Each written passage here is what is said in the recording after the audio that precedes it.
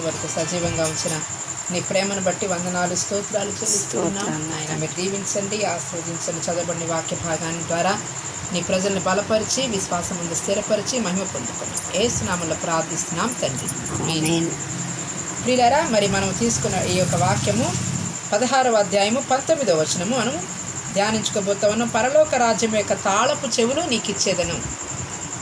భూమి మీద ఇంట్లో తాళం చెవులు పక్క వాళ్ళకి ఇవ్వటానికే సంశయిస్తూ ఉంటారు. ఇంట్లో బీరువా తాళం చెవులు నీ ఇంట్లో నీ కోడలకి నమ్మిస్తావా? కనీసం కొడుకుల కన్నా ఇస్తావా?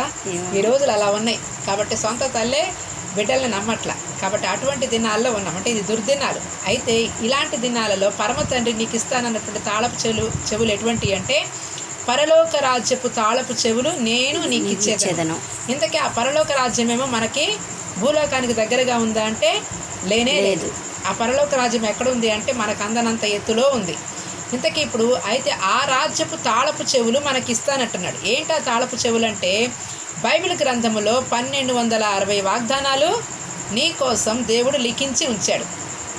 ఒక్కొక్క వాగ్దానము ఒక్కొక్క తాళపు చెవితో సమానం. కాబట్టి పరలోకపు రాజ్యపు తాళపు చెవులు నీకు ఇస్తానంటున్నాడు దేవుడు.